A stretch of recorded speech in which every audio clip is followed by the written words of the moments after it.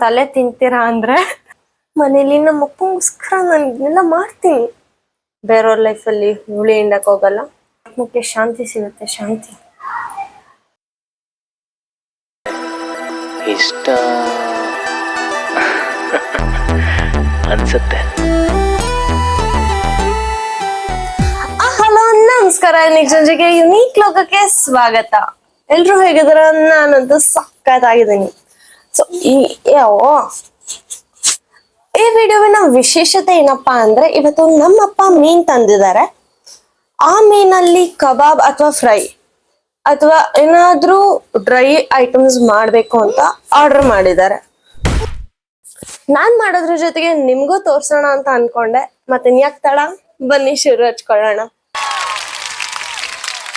ಇಲ್ಲಿ ನಮ್ಮಪ್ಪ ತಂದಿರೋದು ಮತ್ತಿ ಮತ್ತೆ ಕಾಣೆ. ಅದ್ ನಾವು ಇವಾಗ ಫಸ್ಟ್ ಕ್ಲೀನ್ ಮಾಡ್ಕೊಳ್ಳೋಣ. ಇದೆ ನೋಡಿ, ನೀಳವಾಗಿರೋ ಮತ್ತಿ ಮೀನು.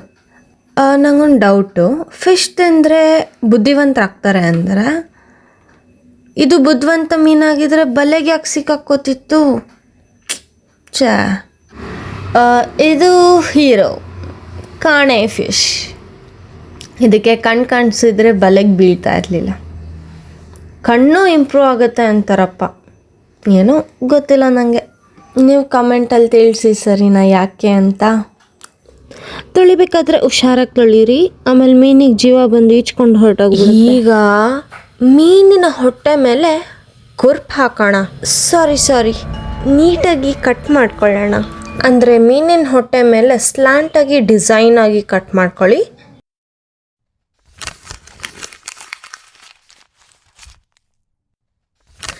ಇಷ್ಟೋ ತನಕ ಕಾಣೆ ಮತ್ತಿನ ಆಡ್ಕೋತಿತ್ತು ಅನ್ಸುತ್ತೆ. ಇವಾಗ ಕಾಣೆ ಟರ್ನೋ ಬಂತು. ಈ ಕಾಣೆಗಿನ್ನೆಷ್ಟು ಹಠ ಇರಬೇಕು. ನನಗೇನು ಹಠ ಕಮ್ಮಿನ, ನಾನು ಚಾಕು ಮಸ್ಕೋತೀನಿ. ಇನ್ನೊಂದು ಇಂಟ್ರೆಸ್ಟಿಂಗ್ ವಿಷಯ ಗೊತ್ತಾ, ಈ ಚಾಕು ಅಂದರೆ ನಂಗೆ ಸಖತ್ ಇಷ್ಟ. ಯಾವುದನ್ನು ಹೆಂಗೆ ಬೇಕಾದರೂ ಕಟ್ ಮಾಡ್ಕೋಬೋದು, ಯಾವಾಗ ಬೇಕಾದರೂ ಶಾರ್ಪ್ ಮಾಡ್ಕೋಬೋದು. ಓಕೆ, ಬ್ಯಾಕ್ ಟು ವಿಷಯ. ಇದನ್ನು ಈಗ ಸ್ಲ್ಯಾಂಟಾಗಿ ಕಟ್ ಮಾಡ್ಕೊಳ್ಳಿ. ಸ್ಲ್ಯಾಂಟಾಗಿ ಕಟ್ ಮಾಡಿದ್ರೆ ನಾವು ಮಸಾಲೆ ಹಚ್ಚೋಕ್ಕೆ ಈಸಿ ಆಗುತ್ತೆ. ಮೊದಲಿಗೆ ನಾನು ಮತ್ತಿ ಫ್ರೈ ಅನ್ನು ಮಾಡಿಕೊಳ್ಳುತ್ತಿದ್ದೇನೆ. ಮತ್ತಿ ಫ್ರೈ ಮಾಡಲು ಬೇಕಾಗಿರುವ ಸಾಮಗ್ರಿಗಳು ಇಲ್ಲಿವೆ. ಇವಾಗ ಇನ್ನೊಂದು ರೌಂಡ್ ಮಸಾಲೆ ಮಾಡ್ಕೊತಾ ಇದ್ದೀನಿ. ಮಸಾಲೆಗೆ ನೋಡಿ, ಇದು ಶುಂಠಿ ಬೆಳ್ಳುಳ್ಳಿ ಪೇಸ್ಟ್, ನಾವು ಮನೆಯಲ್ಲೇ ಮಾಡ್ಕೊಂಡಿರೋದು. ಸ್ವಲ್ಪ ಉಪ್ಪು, ನಿಮ್ಗೆ ಎಷ್ಟು ಬೇಕೋ ಅಷ್ಟು ಉಪ್ಪು, ಆಮೇಲೆ ಅರಿಶಿನ ಪುಡಿ,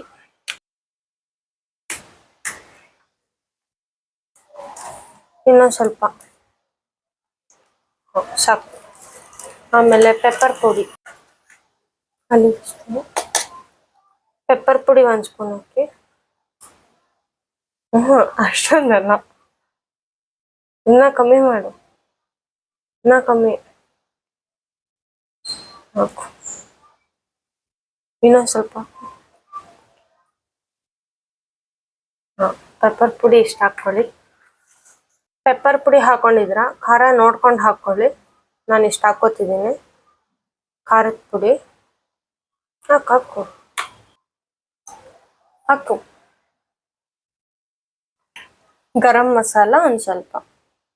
ಅಂದರೆ ನೀವು ಅಡುಗೆ ಮಾಡ್ತಿರಲ್ಲ, ನಿಮಗೆ ಗೊತ್ತಿರುತ್ತೆ ಎಷ್ಟೆಷ್ಟು ಪ್ರಪೋರ್ಷನ್ ಹಾಕೋಬೇಕು ಅಂತ. ಗೊತ್ತಿಲ್ಲ ಅಂದರೆ ನಿಮಗೆ ಕಲರ್ಫುಲ್ಲಾಗಿ ಎಷ್ಟು ಚೆನ್ನಾಗಿ ಕಾಣುತ್ತೋ ಆ ಥರ ಹಾಕ್ಕೊಳ್ಳಿ. ಈಗ ಹುಳಿ ಹಿಂಡೋ ಕೆಲಸ. ಇದಕ್ಕೆ 1 ನಿಂಬೆಹಣ್ಣಷ್ಟು ಹುಳಿ ಹಿಂಡ್ಕೊಳ್ಳಿ. ನಾವು ಅಡುಗೆಗೆ ಮಾತ್ರ ಹುಳಿ ಹಿಂಡ್ತೀವಿ, ಬೇರೆಯವ್ರ ಲೈಫಲ್ಲಿ ಹುಳಿ ಹಿಂಡಕ್ಕೆ ಹೋಗಲ್ಲ. ಸೊ ಇಲ್ಲಿ ಟೇಸ್ಟಿಗೆ ತಕ್ಕಂಗೆ ಎಷ್ಟು ಬೇಕೋ ಅಷ್ಟು ಹುಳಿ ಹಿಂಡ್ಕೊಳ್ಳಿ. ಸೊ ಇದನ್ನ ಮಿಕ್ಸ್ ಮಾಡ್ಕೊಳ್ಳಿ.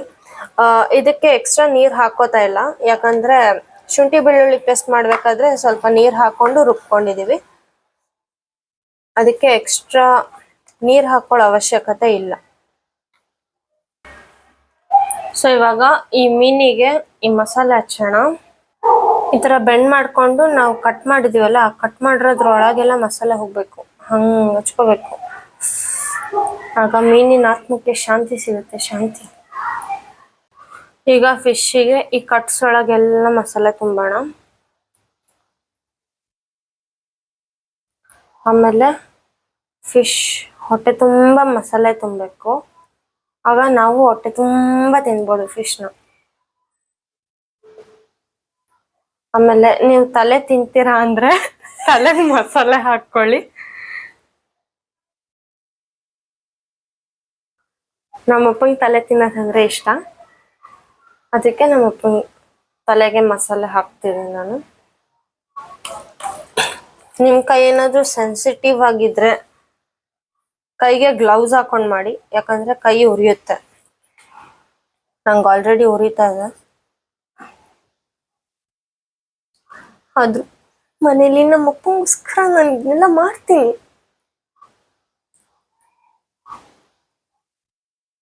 ಇದು ಫಿಶ್ದು ಹೊಟ್ಟೆ.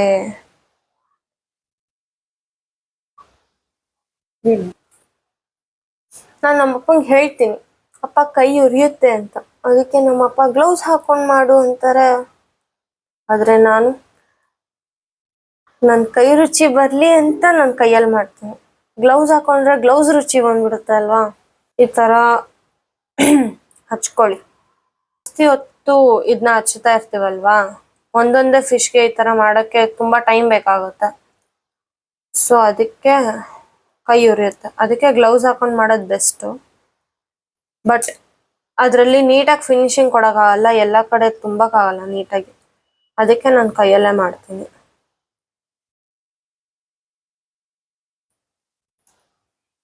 ಫಿಶ್ಶಿಗೆ ಯಾವಾಗಲೂ ಟೊಮೆಟೊ ಯೂಸ್ ಮಾಡಬಾರ್ದಂತೆ, ನಮ್ಮಮ್ಮ ಹೇಳಿದ್ರು. ಟೊಮೆಟೊ ಬದಲು ನೀವು ಸಾರು ಮಾಡ್ತಾ ಇದ್ದೀರಾ ಅಂದರೆ ಹುಣಸೆ ಹಣ್ಣು ಯೂಸ್ ಮಾಡಿ. ಇಲ್ಲ ಈ ಥರ ಫ್ರೈ ಅಥವಾ ಕಬಾಬ್ ಮಾಡ್ತಿದ್ದೀರಾ ಅಂದರೆ ನಿಂಬೆ ಹಣ್ಣು ಯೂಸ್ ಮಾಡಿ ಹುಳಿಗೆ. ಆಮೇಲೆ ಫಿಶ್ಶು ಕೆಲವೊಂದು ಮಸಾಲೆ ಹೀರ್ಕೊಳ್ಳಲ್ಲ, ಅದೆಲ್ಲ ಯೋಚನೆ ಮಾಡಬೇಡಿ. ನಿಮಗೇನು ಅನಿಸುತ್ತೆ ಅದನ್ನ ಹಾಕಿ ಮಾಡಿ ಅಷ್ಟೆ, ಅದು ಚೆನ್ನಾಗಿ ಬರುತ್ತೆ. ಬರಲಿಲ್ಲ ಅಂದರೆ ಬೇಜಾರು ಮಾಡ್ಕೊಬೇಡಿ. ಇನ್ನೊಂದ್ಸತಿ ತಂದು ಇನ್ನೊಂದ್ಸತಿ ಏನಾದರೂ ಟ್ರೈ ಮಾಡಿ. ನೀವು ಮತ್ತಿ ಫಿಶ್ನ ಟ್ರೈ ಮಾಡ್ತೀರಾ ಅಂದರೆ ಆರಾಮಾಗಿ ತಿನ್ಬೋದು. ಅದರಲ್ಲಿ ಮುಳ್ಳೆ ಅಂತ ಏನು ಕರಿತೀವಿ, ಅದೇನು ದೊಡ್ಡದಿರಲ್ಲ, ಅದನ್ನು ಹಾಕ್ಕೊಂಡು ತಿನ್ಬಿಡ್ಬೋದು. ತಿನ್ಬಿಡ್ಬೋದು ಅಲ್ಲ, ತಿನ್ಬೇಕು. ನೀವು ಈ ಮಸಾಲೆನ ಯಾವ ಫಿಶ್ಶಿಗೆ ಸಿಗ್ಬೇಕಾದ್ರೂ ಹಾಕ್ಬೋದು. ನಮ್ಮ ಮನೇಲಿ ಯಾವಾಗಲೂ ಪಾಂಫ್ರೆಟ್ ಫಿಶ್ ತರ್ತಾ ಇದ್ರು ನಮ್ಮಪ್ಪ, ಆದರೆ ಈ ಸತಿ ಮತ್ತಿ ಮತ್ತೆ ಕಾಣೆ ತಂದಿದ್ದಾರೆ. ಈ ಫಿಶಲ್ಲಿ ಕಬಾಬ್ ಮಾಡೋಕ್ಕಾಗಲ್ಲ, ಯಾಕಂದ್ರೆ ಇದೇ ಬೇರೆ ಫಿಶ್ಶು. ಕಬಾಬ್ ಮಾಡೋದಕ್ಕೆ ದೊಡ್ಡ ದೊಡ್ಡ ಫಿಶ್ಶು, ಆಮೇಲೆ ಜಾಸ್ತಿ ಫ್ಲೆಶ್ ಮಾಂಸ ಇರೋವಂಥ ಫಿಶ್ನ ಅಂದರೆ ಕಬಾಬ್ ಚೆನ್ನಾಗಿ ಬರುತ್ತೆ. ಅದನ್ನ ತಂದಾಗ ಇನ್ನೊಂದ್ಸತಿ ನಾನು ವಿಡಿಯೋ ಮಾಡಿ ನಿಮಗೆ ತೋರಿಸ್ತೀನಿ ಅದರಲ್ಲಿ ಹೇಗೆ ಕಬಾಬ್ ಮಾಡೋದಂತ.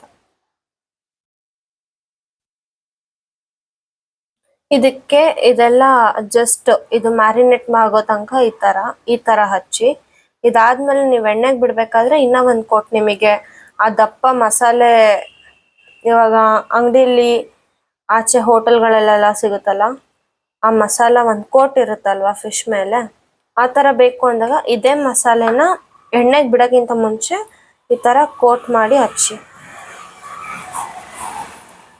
ಇವಾಗ ಅದನ್ನ ಹಚ್ಚಿದ್ರೆ ಅದೆಲ್ಲ ತಟ್ಟೆಗೆ ಹೋಗ್ಬಿಡುತ್ತೆ. ಸೊ ಈ ಫಿಶ್, ನನ್ನ ಪ್ರಕಾರ ಈ ಫಿಶ್ ಚೆನ್ನಾಗಿ ಮಸಾಲೆ ಹೀರ್ಕೊಳ್ಳುತ್ತೆ ಅಂತ ಅನಿಸುತ್ತೆ, ಯಾಕಂದ್ರೆ ಇದು ಟೆಕ್ಸ್ಚರಲ್ಲೇ ಗೊತ್ತಾಗ್ಬಿಡುತ್ತೆ. ಎಲ್ಸಿ ನೋಡೋಣ. ಜಜ್ಮೆಂಟ್ ಬಂದು ನಮ್ಮ ಯಾವಾಗ್ಲೂ ಕೋಳಿ ಮಾಡ್ತಾ ಇದ್ರು ನಮ್ಮಮ್ಮ. ಯಾಕೆ ಅಂದ್ರೆ ಕೋಳಿ ಆದ್ರೆ ಒಂದ್ ದಿನ ಪೂರ್ತಿ ಅಡ್ಗೆ ಮಾಡೋದಿರಲ್ಲ, ಆದ್ರೆ ಫಿಶ್ ಆದ್ರೆ ಇಷ್ಟೆಲ್ಲ ಕಷ್ಟಪಟ್ಟು ಮಾಡಿದ್ರು 2 ನಿಮಿಷಕ್ಕೆಲ್ಲ ಖಾಲಿ ಆಗ್ಬಿಡುತ್ತೆ. ಅದೇ ಚಿಕನ್ ಮಾಡಿದ್ರೆ ಬಿರಿಯಾನಿ, ಚಿಲ್ಲಿ ಚಿಕನ್ನು, ನಮ್ಮ ಮನೇಲಿ ಸಾಮಾನ್ಯವಾಗಿ ಬಿರಿಯಾನಿ ಚಿಲ್ಲಿ ಚಿಕನ್ ಮಾಡ್ತಾರೆ. ಸೊ ಅದ್ ಮಾಡಿದ್ರೆ ಒಂದ್ ದಿನ ಪೂರ್ತಿ ಅದ್ರಲ್ಲೇ ಮುಗ್ದೋಗ್ಬಿಡುತ್ತೆ.